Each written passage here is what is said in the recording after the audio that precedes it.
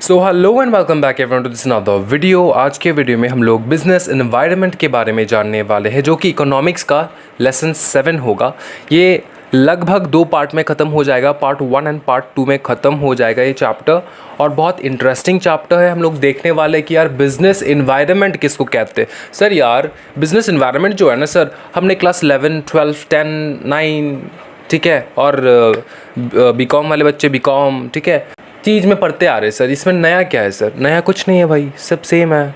We just have to learn and read whatever we have learn and read in the past few years. ठीक है, तो अपन लोग ने जो भी पढ़ाई की है ना, उसी को रिवीजन करने वाले हम लोग। बिजनेस एनवायरनमेंट नया कुछ भी नहीं है। हाँ, थोड़ा नया चीज़ है, एक चीज़ नया है कि कुछ ऑफ टॉपिक्स बातें भी बताए हैं उन्होंने यहाँ पे, जो कि बिज़नेस इन्वायरमेंट मतलब इंडिया में जो बिज़नेस कैसे ग्रो कर रहा है उससे रिलेटेड। ठीक है, इंडिया में किस किस सेक्टर में कौन सा बिज़नेस ग्रो किया है उससे रिलेटेड बातें समझ में आ रहा है, वो यहाँ पे बताया गया। ये आपको क्लास 11, 12 बीकॉम और 10, 9, 8 तब तो नहीं मिलता होगा, समझ में आ रहा है ना।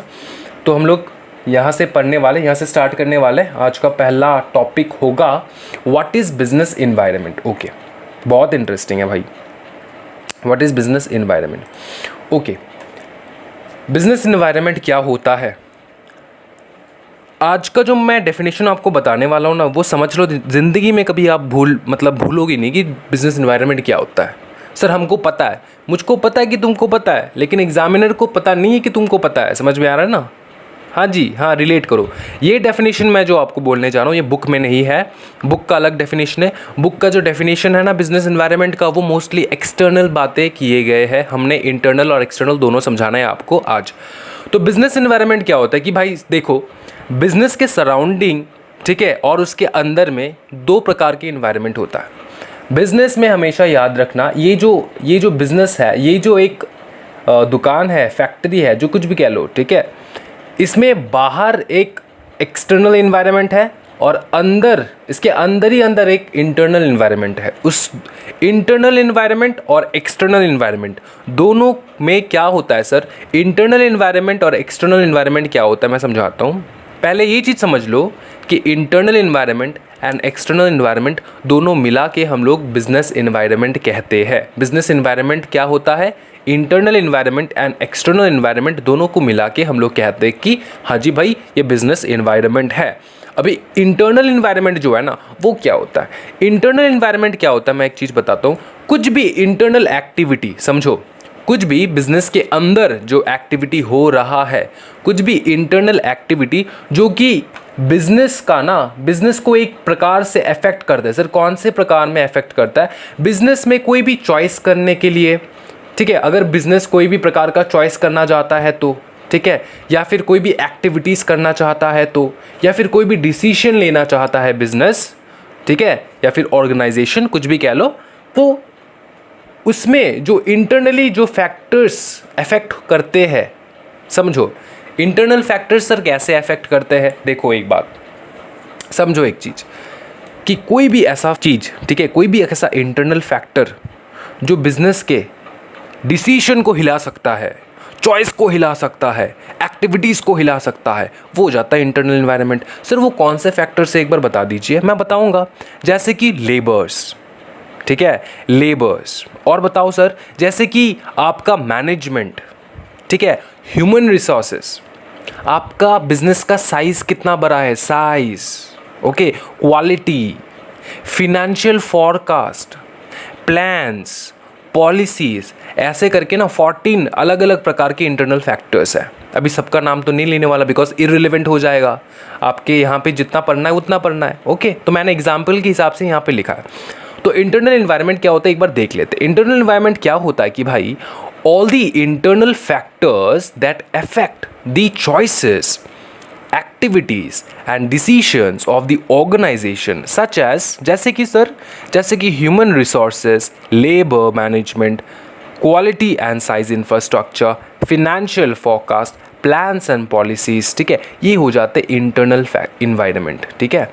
ये अफेक्ट करता है किसी भी बिजनेस के डिसीजन को, एक्टिविटी को, ठीक है, चॉइस को अफेक्ट करता है, समझे। एक चीज़ बताओ मेरे को, अगर ये ऑर्गेनाइजेशन, मैं एक चीज़ बताता हूँ आपको, अगर ये ऑर्गेनाइजेशन कोई भी ऐसा बिजनेस करना चाहता है या फिर कोई भी ऐसा एक्टिविटी करना चाहता है, कोई भी ऐसा टास्क करना चाहता है जिसमें लेबर फोर्स बहुत ज़्यादा लगेगा, ठीक है, लेबर फोर्स बहुत ज़्यादा लगेगा, और पकड़ ले यार इस बिज़नेस में, इस ऑर्गेनाइजेशन में इतना लेबर फोर्स नहीं है, तो लेबर फोर्स डिटरमाइन करेगा कि नहीं करेगा कि इसको वो एक्टिविटी करना चाहिए कि नहीं चाहिए।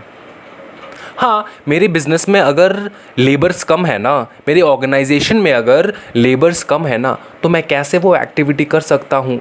अफेक्ट करता है ना भाई मेरे डिसीजन को। मैं चाहता हूँ ये, लेकिन मेरे पास लेबर नहीं है, तो ये क्या हो जाता है, लेबर एक फैक्टर हो जाता है। फैक्टर क्या होता है, वो एक इम्पॉर्टेंट हिस्सा, एक इम्पॉर्टेंट चीज़ जो डिटरमाइन करता है मेरा choice, activity, decision taking power को। समझ में आ रहा है? ये हो गई इंटरनल बातें।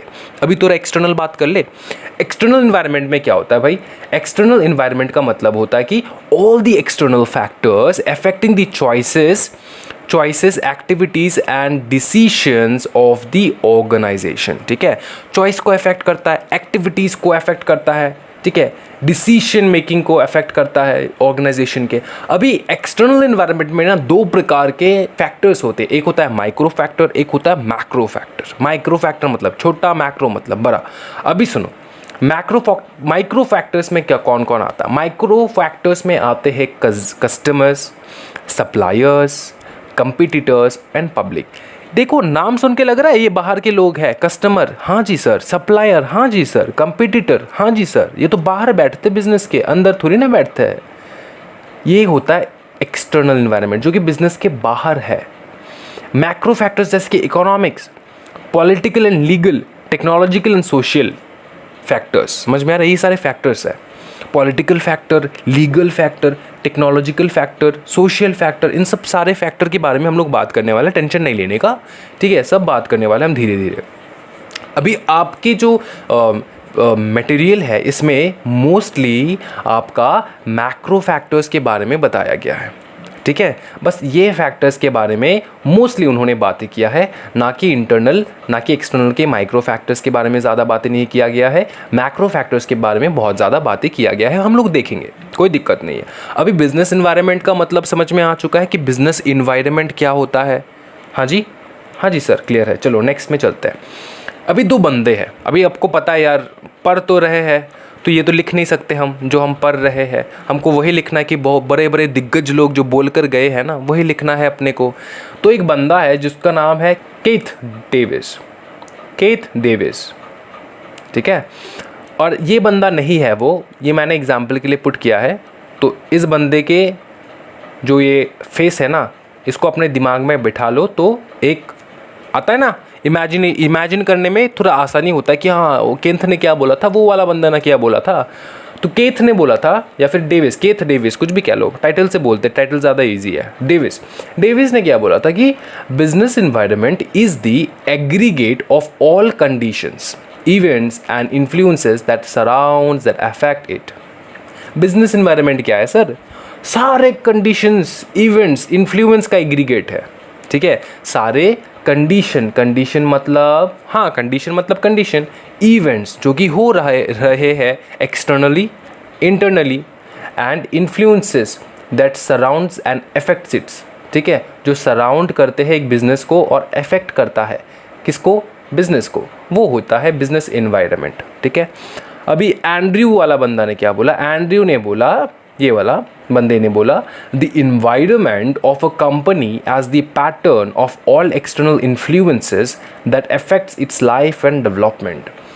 ठीक है, क्या है sir? The environment of a company as the pattern of all external influences. ये एक्सटर्नल इन्फ्लुएंसेस के बारे में बात करें। मैंने बताया था आपके बिजनेस इन्वायरमेंट में ज़्यादातर एक्सटर्नल बातें के बारे में बताया गया है, इंटरनल बातें किए नहीं वो लोग, एक्सटर्नल में ज़्यादा इंटरेस्टेड थे, तो एक्सटर्नल बातें हम लोग सीखने वाले।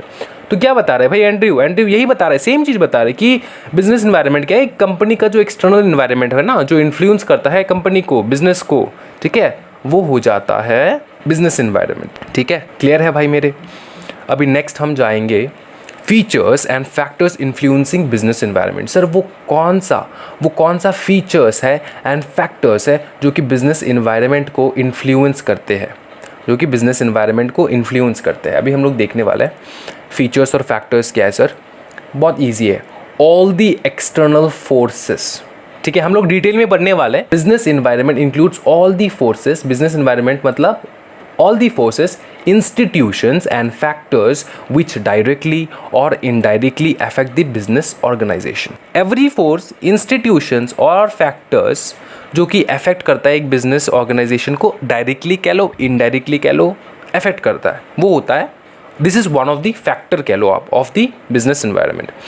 अभी specific and general forces जैसे कि investors, customers, okay, competitors and suppliers. ये कौन से बारे में बात कर रहे हैं सर? Customers, suppliers, competitors. हाँ जी, ये माइक्रो फैक्टर्स के बारे में बात कर रहे हैं अभी। ठीक है, मैंने तो अच्छे तरीके से यहाँ पे ड्राफ्ट करके दिया आपको कि हाँ बिजनेस एनवायरनमेंट में माइक्रो क्या है, मैक्रो क्या है। अभी यहाँ पे सब एक साथ दे दिए वो लोग। तो उसके बाद उन्होंने ये भी दिया है नॉन ह्यूमन और जनरल फोर्सेस जो कि सोशल, लीगल, टेक्नोलॉजिकल, पॉलिटिकल, ये सारे नॉन ह्यूमन और जनरल फोर्सेस है। तो याद रखना एक चीज़, उन्होंने स्पेसिफिक फोर्सेस किस चीज़ को बोला है? स्पेसिफिक फोर्सेस बोला है उन्होंने इन्वेस्टर्स को, कस्टमर्स को, कंपिटिटर्स को एंड सप्लायर्स को। ठीक है, नॉन ह्यूमन और जनरल फोर्सेस किसको बोला है? Social, legal, technological, political etcetera. ठीक है, which affects the business indirectly, जो कि बिजनेस को इनडायरेक्टली अफेक्ट करता है। ठीक है, क्लियर है बात? यहाँ से क्वेश्चन आने वाला है, अगर क्वेश्चन आएगा तो यहाँ से आ जाएगा, आप अच्छे से ये जगह देख लो। ठीक है, इंटरनल रिलेशन क्या होता है? इंटरनल रिलेशन मतलब all the forces and factors of the business environment are inter related to each other. For example, with inclination of youth towards western culture, the demand for fast food is increasing. All are interrelated to each other. Okay, the business environment and what the business we are going to do along with the society. ठीक है, uncertainty का मतलब क्या बताया यहाँ पे? It is very difficult to predict the changes of business environment as environment is changing very fast. For example IT, fashion industry, frequent and fast. तो ये क्या है भाई? अनसर्टेनिटी मतलब क्या है? ये एक फीचर है। ठीक है, ये एक फीचर है। यहाँ पे फीचर प्लस फैक्टर दोनों एक साथ दे दिए, तो ये एक फीचर है बिजनेस का। ठीक है, बिजनेस एनवायरनमेंट का एक फीचर है। अनसर्टेनिटी मतलब आप बोल नहीं सकते, प्रिडिक्ट नहीं कर सकते। ठीक है, ये चेंज होता रहता है, ये चेंज होता रहता है। अभी डायनेमिक का मतलब भी यही है। ओके, जैसे कि यहाँ पे बिजनेस एनवायरनमेंट के बारे में बताया गया है, जैसे कि IT कह लो, फैशन इंडस्ट्री कह लो, यहाँ पे क्या होता है? मतलब नया ट्रेंड आता रहता है, right? Black, backless, sleeveless, this less, that less. तो ये जो है फैशन में जो आता रहता है, ठीक है, वो तो चेंज होता रहता है ना भाई। अनसर्टेन है, आप मतलब it's not certain, you can not like predict. आप प्रिडिक्ट नहीं कर सकते। ओके, कि हाँ जी बेटा 10 मतलब 1 साल बाद ना ऐसा फैशन आएगा, आप प्रिडिक्ट नहीं कर सकते। जो हिट हो गया वो हिट हो गया। ओके, और डायनेमिक मतलब क्या है? कि सेम है भाई, वो it keeps on changing. Dynamic का मतलब ही यही है कि यार business environment is highly flexible, it keeps on changing, change होता रहता है, वो एक साथ नहीं रहता, मतलब एक जैसा नहीं रहता है। समझ में आ रहा है? ये हो गया। ओके, अभी नेक्स्ट जाएंगे हम लोग, कम्प्लेक्स। हाँ जी, कम्प्लेक्स है। देखो क्या बताया यहाँ पे, it is very difficult to understand the impact of business environment on the companies. Although it is easy to scan the environment, but it is very difficult to know how this changes will influence business decisions. Sometime change may be minor, but it might have large impact. For example, a change in government policy to increase the tax by 5% may affect the income of company by large amount. तो complex है. तो ये क्या बोलने की कोशिश कर रहा है, मैं एक चीज़ बताता हूँ आपको. देखो यहाँ पे जो फैक्टर्स है ना, ये जो फैक्टर्स एंड फीचर्स है, मतलब सब एक, मतलब क्या कहते हैं इसको, खिचड़ी बना के उन्होंने दे दिया आपको, परोस दिया. ठीक है, तो आप कंफ्यूज ना हो जाए कि क्या सर क्या बताने की कोशिश करें. हम फैक्टर्स एंड फीचर्स पढ़ रहे हैं, थोड़ा फैक्टर्स बता रहे हैं, थोड़ा फीचर्स बता रहे हैं. हाँ, फैक्टर्स एंड फीचर्स दोनों बता रहे हैं, थोड़ा खिचड़ी करके दे दिया उन्होंने, लेकिन कुछ टफ तो है नहीं, ईजी है. जितना भी दिया ईजी है और यहीं से आने वाला है. अभी कम्प्लेक्स के बारे में क्या बोल रहा है कि थोड़ा मतलब बहुत कम्प्लेक्स है, मतलब दिक्कत वाला चीज़ हो जाता है. कैसे सर? जैसे कि एक छोटा सा माइनर चेंज जो है ना, वो अपने बिजनेस को ना बहुत ज़्यादा बड़ी तरीके से अफेक्ट कर सकता है. अभी गवर्नमेंट ने अगर बता दिया कि बेटा टैक्स रेट जो है ना 5% से इंक्रीज़ होगा, यहाँ का एग्जांपल दे रहा हूँ मैं, सो दैट आप डायरेक्टली लिंक कर पाओ। एग्जैक्टली बुक में जो लिखा है उसी का एग्जाम्पल दे रहा हूँ। 5% अगर इंक्रीज़ हो गया, गवर्नमेंट ने बोला 5% इंक्रीज़ करना है टैक्स, तो आप सोच रहे हो थोड़ा सा माइनर चेंज है, 5% का चेंज है। भाई ये 5% का जो टैक्स है ना, वो कितना बड़ा रकम होके बैठेगा बिजनेस के लिए, आपको पता है, एक ऑर्गेनाइजेशन के लिए। तो ये जो है ना, ये थोड़ा दिक्कत वाला चीज़ हो जाता है। समझ में आ रहा है? छोटा छोटा चीज़ बहुत बड़ा बड़ा इम्पैक्ट करके चला जाता है। ओके, तो ये अंडरस्टैंड करना ना बहुत डिफ़िकल्ट है, कम्प्लेक्स है। Okay, it is very difficult to understand कि क्या मतलब कौन से कैसे किस प्रकार का डिसीजन हम ले, बिजनेस डिसीजन हम ले। बिज़नेस तो भाई देखो, बिज़नेस अगर हम सेट करेंगे तो अपन लोग हमेशा इन्वायरमेंट को स्कैन करते रहेंगे। बिज़नेस का जो एक मतलब प्रायर रिस्पॉन्सिबिलिटी है या फिर इम्पॉर्टेंट चीज़ है, वो है कि यार बिज़नेस जो है ना, वो हमेशा अपने इन्वायरमेंट को स्कैन करना चाहिए। Okay, in regular basis, in regular intervals के बीच बीच में आपको चेक करना है। कैसे सर? क्यों सर? क्योंकि सो दैट क्या आने वाला है ना, आप पहले से प्रिडिक्ट कर पाओ और उसके हिसाब से आप चेंज कर पाओ। समझ में आ रहा है? लेकिन कभी कभार क्या हो जाता है यार, ये हम स्कैन तो कर लेते हैं ना, लेकिन जो बिज़नेस इन्वायरमेंट बाहर है उस हिसाब से अपन लोग के बिज़नेस में क्या इफेक्ट होने वाला है ना, वो प्रिडिक्ट करना या फिर वो अंदाज़ा लगाना बहुत दिक्कत वाला चीज़ हो जाता है। तो इसी के बारे में बताया गया है ये कम्प्लेक्स में। It is very complex. Okay, तो सर याद क्या रखना है? याद यही रखना है, कम्प्लेक्स, बस। हाँ जी सर, यही याद रखना है और ये समझना है सिर्फ। ठीक है, स्मार्ट पढ़ाई करो। कम्प्लेक्स है, हाँ जी कम्प्लेक्स है। अब क्या समझाओ? आपको समझाना है क्या कम्प्लेक्स क्या है, तो समझा देना किसी को भी। ठीक है, एग्जामिनर नहीं पूछेगा कि कम्प्लेक्स कैसे है बताइए ज़रा, ऐसे नहीं पूछने वाला। आपको समझना है, सो दैट क्वेश्चन अगर आए तो आप आंसर कर पाओ, राइट। रिलेटिवली, रिलेटिविटी का मतलब क्या होता है सर? रिलेटिविटी का मतलब क्या होता है कि रिलेशन। हाँ, रिलेशन, एकदम सही पकड़े, रिलेशन। जैसे कि मैं एक चीज़ बताता हूँ, इसी का एग्जाम्पल मैं दूंगा। ठीक है, कोका कोला का कंपनी है, कोका कोला का कंपनी है। ओके, अभी मैं अगर आपको बताऊं, लिम्का का कंपनी है, LIMCA, लिम्का। ओके, लिम्का का कंपनी है। अभी एक चीज़ बताओ, अगर यार कल न्यूज़ में आया कि कोका कोला के जो कैन था ना, उसके अंदर एक पेस्ट मिला, या फिर उसका जो रिपोर्ट निकला ना, कोका कोला का जो ड्रिंक है उसमें पेस्टिसाइड मिलाया था, मतलब हार्मफुल केमिकल्स मिलाया गया था, इतना समझ लो। ठीक है, हार्मफुल केमिकल्स मिलाया गया था। तो यार लिम्का ने क्या क्या पाप किया? एक चीज़ बताओ, लिम्का ने कोई भी पाप किया? नहीं पाप किया। पाप किया है कोका कोला ने, लेकिन कोका कोला का तो सेल्स जो है वो तो गिरेगा, साथ में लिम्का का भी सेल्स गिरेगा। रिलेट कर रहा है ना, हम तो डूबेंगे सनम, आपको भी ले डूबेंगे। समझ में आ रहा है? ये हो जाता है, रिलेटिव है भाई, रिलेटिव है। तो आप किसी भी, अगर आप कोका कोला का बिज़नेस कर रहे हो, आप लिम्का वाले बंदा जो है ना उसको समझाते रहना, या फिर अगर लिम्का के बिज़नेस कर रहे हो तो कोका कोला का जो ओनर है ना उसको समझाते रहना कि भाई अच्छे से भरियो कैन में सब कुछ, ठीक है, अच्छे से सामान मिला कर रखियो, तेरे वजह से हम डूब जाएंगे। समझ में आ रहा है? ये रिलेटिव है, इसका मतलब है कि ये एक नेचर है, ठीक है ना, relativity. They are completely relating to one another. Okay, same field का बिजनेस है तो they are relating to one another. एक की वजह से दूसरे का सेल गिर जाता है, समझ में आ रहा है, और एक की वजह से दूसरे का सेल अब भी होता है। ओके, इंक्रीज भी होता है। ओके, तो ये सारे फैक्टर्स है एंड फीचर्स है, आप देख सकते हो आराम से, कोई दिक्कत नहीं है। नेक्स्ट हम जाएंगे टॉपिक को, अगर आपका क्लियर हो चुका है तो। ओके, नेक्स्ट हम जाएंगे टाइप्स ऑफ एनवायरनमेंट के बारे में। फिर से सर अभी तो पढ़े एनवायरनमेंट, नहीं उनका बताना है तो हम पढ़ेंगे, कोई दिक्कत नहीं। एक्सटर्नल एनवायरनमेंट के बारे में बात करें, मैक्रो फैक्टर्स के बारे में बात करें, देख लेते हैं। ठीक है, एक है पॉलिटिकल एनवायरनमेंट, एक है इकोनॉमिक एनवायरनमेंट, एक है सोशल फैक्टर्स, एक है टेक्नोलॉजिकल फैक्टर्स, एक है लीगल फैक्टर्स। ओके, तो पॉलिटिकल फैक्टर में क्या बताया उन्होंने, ये कैसे अफेक्ट करता है अपने इन्वायरमेंट को। समझो एक चीज़, अगर एक पॉलिटिकल पार्टी जो कि सत्ता में है, ओके, ये तो भाई ये वाला जो पॉलिटिकल पार्टी है वो सत्ता में नहीं है अभी, लेकिन फिर भी मैंने एग्जांपल के तौर पे दिया है। हर बार एक फ़ोटो तो अच्छा नहीं लगता ना, तो अलग अलग पार्टी का फ़ोटो लगा के मज़े लेंगे हम लोग, ठीक है ना। हम लोग क्या है, हम लोग सब पार्टी के मज़े लेंगे, कोई दिक्कत नहीं है। तो क्या बात है कि यार अगर कोई भी पॉलिटिकल पार्टी आपके बिज़नेस को कैसे इन्फ्लुएंस करता है, मैं आपको बताता हूँ। पकड़ लो यार, पॉलिटिकल पार्टी है भाई, सब कुछ कर सकता है। अगर जो पॉलिटिकल पार्टी सत्ते में आ गया ना भाई, वो जो चाहे कर सकता है। अभी पकड़ लो, पॉलिटिकल पार्टी ने बोला कि यार हम आपका टैक्स रेट बढ़ा रहे हैं, टैक्स रेट इंक्रीज़ हो रहा है, टैक्स, ठीक है। अगर पॉलिटिकल पार्टी ने बोला कि यार हम लोग जो है ना वो आप पे ये रेगुलेशन थोप रहे हैं, आपको फॉलो करना है।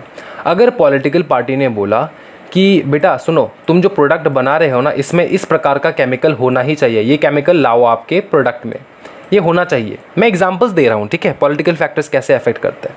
तो यार ये सारा जो चीज़ है, टैक्स का इंक्रीज़ होना, ये होना वो होना, बिज़नेस क्या करेगा, ये सब प्लस करता रहेगा अपने प्रोडक्ट के प्राइस के ऊपर, प्लस करता रहेगा अपने प्रोडक्ट के प्राइस के ऊपर, और इनडायरेक्टली जाके किसको भरना पड़ेगा, कस्टमर को जाके वो प्राइस तो भरना पड़ेगा। अभी यार प्रोडक्ट का दाम अगर प्राइस कुछ ज़्यादा बढ़ गया तो कस्टमर जाके ख़रीदेगा।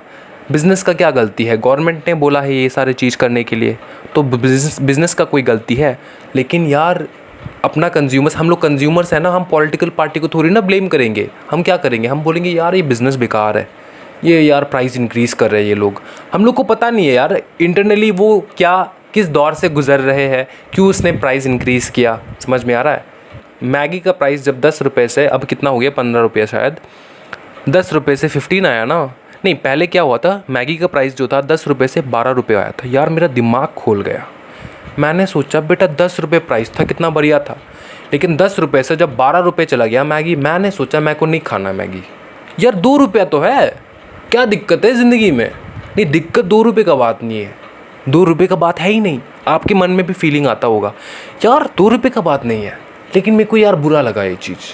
हम छोटे बचपन से खाते आ रहे हैं मैगी 10 रुपये का, लेकिन अभी यार 12 रुपये हो चुका है, तो अभी शायद 15 रुपये हो चुका है। I left eating Maggi. लेकिन ऐसा फील आता है ना, लेकिन मैगी का क्या गलती है। हो सकता है कि यार उस टाइम पे पॉलिटिकल गवर्नमेंट का कुछ इन्फ्लुएंस आया होगा, या फिर other economic factors, other social factors, other technological या फिर लीगल फैक्टर्स का कुछ ना कुछ तो हुआ होगा जिसके ऊपर मतलब प्राइस के ऊपर इफेक्ट हुआ है।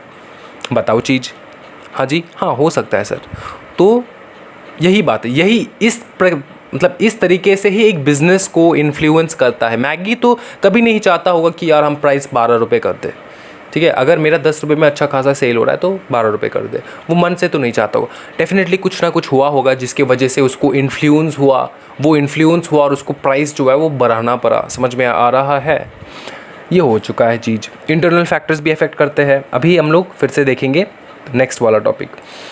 ओके, नेक्स्ट क्या बताएं यहाँ पे, इकोनॉमिक इन्वायरमेंट। इकोनॉमिक इन्वायरमेंट में क्या है सर, इकोनॉमिक इन्वायरमेंट बता दीजिए एक बार। इकोनॉमिक इन्वायरमेंट में क्या है, इकोनॉमिक इन्वायरमेंट क्या है मैं बताता हूँ। रिसेशन के टाइम पे मतलब पकड़ लो यार, आपका जो पैसा है ना वो बहुत कम है अभी मतलब आमदनी बहुत कम हो रहा है। फॉर एग्ज़ाम्पल ये लॉकडाउन, ये कैसा फेज़ है सर, ये ऐसा फेज़ है कि सर कोई भी खुश नहीं है, बिज़नेस ठीक तरीके से नहीं चल रहा, एक रिसेशन वाला फेज़ आ चुका है सर, ठीक है। बिज़नेस अच्छे तरीके से नहीं चल रहा है, इनकम नहीं हो पा रहा है सर। तो एक चीज़ बताओ, एक बंदा बोल दो मेरे को जो आज जाके कार ख़रीद लेगा, उसने कार ख़रीद लिया, ठीक है। कुछ एक्सेप्शंस है, मैं एक्सेप्शंस के बारे में बताऊंगा। यहाँ पे एक्सेप्शंस नहीं है, यहाँ पे आपके कोर्स में एक्सेप्शंस नहीं है। मैं एक्सेप्शंस के बारे में भी बताऊंगा क्योंकि रियल लाइफ बताना है। ऐसा नहीं कि मतलब जो लिखा है वही पढ़ा दूँ, रियल लाइफ में क्या होता है वो भी बताना है ना। हाँ सुनो, बात क्या है कि यार जब पैसा आपके पास कम है, अभी यार कौन बंदा होगा जो जाके बाहर में जाके नहीं मेरे को फरारी लेना है, मेरे को कुछ ना कुछ बड़ा कार लेना है, ठीक है, मेरे को बिग आइटम्स के ऊपर पैसा लगाना है, कौन बंदा होगा? नहीं लगाता, कोई भी बंदा नहीं लगाता। तो जो बड़े कंपनीज है ना वो लॉस में रहते हैं यार, सेल ही नहीं हो पाता, सेल ही नहीं हो पा रहा है। उसी टाइम पे जब आपका मतलब इकोनॉमी बहुत अच्छा चल रहा है, पैसा अच्छा खासा आ रहा है, आमदनी अच्छा खासा हो रहा है, तो क्या हो जाता है यार, हम लोग बड़ी चीज़ के ऊपर पैसा लगाते हैं, जो मेरे को दरकार नहीं उसके ऊपर भी पैसा लगाते हैं हम, है कि नहीं, उसके ऊपर भी पैसा लगाते हैं हम। तो ये जो इकोनॉमिक इन्वायरमेंट है ये अफेक्ट कर रहा है अपने बिज़नेस को अफेक्ट कर रहा है कि हाँ बंदा कार खरीदेगा कि नहीं खरीदेगा, अफेक्ट कर रहा है ना। ये इकोनॉमी, अपना जो इंडिया की इकोनॉमी चल रहा है अभी, कंडीशन इंडिया का क्या मतलब पूरे कंट्री का, मतलब पूरे वर्ल्ड का, तो वो अफेक्ट कर रहा है ना भाई मेरे। तो वही है। अभी एक चीज़ बताओ मेरे को, मैं एक चीज़ बताता हूँ आपको, इसमें एक्सेप्शन क्या है सर, एक्सेप्शन के बारे में बात कर रहे हो आप। अभी कुछ कुछ एक्सेप्शन ऐसा है ना कि भाई कोविड-19 का सिचुएशन है, बहुत सारे बंदे हैं ऐसा है जो मतलब सोच रहे हैं कि यार मेरे को ना पब्लिक ट्रांसपोर्ट से नहीं जाना, अभी मेरे को पब्लिक ट्रांसपोर्ट यूज़ नहीं करना, मेरे को ओला उबेर नहीं करना है, मेरे को शायद एक गाड़ी ले लेना चाहिए। तो मेरा ही एक दोस्त है जो कि हाल फिलहाल अपने मतलब दोस्त का जो बहन है, बड़ा बहन है, उसने एक कार खरीदा। Okay, for what reason sir? Because she do not want to go to her office in other mediums. कुछ क्या हो जाए, उसको अफेक्ट हो जाए, उसके हेल्थ के ऊपर कुछ भी नुकसान हो, तो इस वजह से उसने सोचा कि मेरे को एक कार ले लेना चाहिए, मेरे को एक गाड़ी ले लेना चाहिए जिसके मदद से मैं सेफ़ रहूँगी और मैं आराम से अप डाउन कर पाऊँगी। तो ये हो जाता है एक्सेप्शन, ये अलग एक्सेप्शन है कि नहीं, सिचुएशन के हिसाब से है।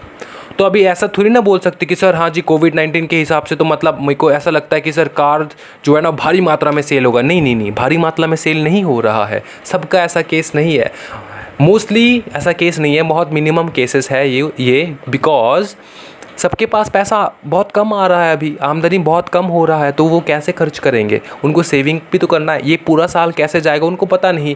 जो सर्विस करते हैं बंदे, वो मोस्टली हाँ थोड़ा बहुत चांस ले सकता है कि हाँ मेरे को एक कार, स्कूटी, बाइक कुछ भी ले लेना चाहिए for my physical health, so that I stay clean and healthy, right. तो ये एक एक्सेप्शन है, मैंने बताया आपको, ठीक है। अभी सोशल फैक्टर्स के बारे में देखते हैं, फटाफट आ जाओ। सोशल फैक्टर्स क्या है सर? सोशल फैक्टर्स सिंपल एक वर्ड में मैं ख़त्म करूँगा कि यार जैसे ट्रेंड चलता है ना, उस ट्रेंड के हिसाब से अपना बिजनेस चेंज होता रहता है, ठीक है, ट्रेंड के हिसाब से, ठीक है, ट्रेंड के हिसाब से। अभी जो ट्रेंड में चल रहा है उसके हिसाब से बिज़नेस को अफेक्ट होता है। अभी पकड़ लो आप ऐसा बिज़नेस कर रहे हो जो कि आउट ऑफ ट्रेंड है, आप मतलब पकड़ लो ऐसा बिज़नेस कर रहे हो जो कि आउट ऑफ ट्रेंड है, कीपैड फ़ोन बेचने वाला बिज़नेस कर रहे हो जो कि आउट ऑफ ट्रेंड है। अभी तो सब टच स्क्रीन हो चुका है, तो सारे बंदे टच स्क्रीन फ़ोन यूज़ कर रहे हैं, स्मार्टफोन यूज़ कर रहे हैं, फीचर फ़ोन नहीं यूज़ कर रहे हैं, कीपैड फ़ोन्स यूज़ नहीं कर रहे। आप नहीं, मेरे को कीपैड ही बेचना है सर। तो आपके बिजनेस एनवायरनमेंट के ऊपर, मतलब बिजनेस के ऊपर ये जो एनवायरनमेंट है ना, एक्सटर्नल एनवायरनमेंट किसका है सर? सोशल फैक्टर का एक्सटर्नल एनवायरनमेंट, ये आप इफेक्ट करने वाला है, राइट। टेक्नोलॉजिकल फैक्टर्स क्या सर? टेक्नोलॉजी चेंज हो चुका है सर। हाँ जी, कीपैड वाला फेन फिर से थोप दो, कोई दिक्कत नहीं है सर। सेम एग्जाम्पल टेक्नोलॉजी वाला, सेम एग्जाम्पल, कीपैड कौन चलाता है भाई? ओके, सब टेक्नोलॉजी के हिसाब से डेवलप हो रहे हैं सर। सोशल फैक्टर्स वाला थोड़ा अलग एग्जाम्पल दीजिए ना। पहले जीन्स आता था पूरा एकदम कवर, बॉडी पूरा कवर करके, ठीक है, पैर पूरा कवर हो जाता था जीन्स में। अभी ट्रेंड क्या है बताओ? पैर कवर नहीं होता सर, इम्पॉसिबल है। कोई भी जीन्स देख लो आप, पैर कवर नहीं करेगा सर, पूरा पैर को मतलब ढकेगा नहीं वो सर, मिडिल में फटा होता है सर। ये ट्रेंड है ना, ये ट्रेंड में चल रहा है, ओके, ये ट्रेंड में चल रहा है। तो दिस आदि सोशल फैक्टर्स, तो जिस बंदे के पास पूरा एकदम मतलब कवर्ड जीन्स था जिसमें फटा नहीं था, वो तो मतलब थोड़ा धंधा थोड़ा वीक चल रहा होगा।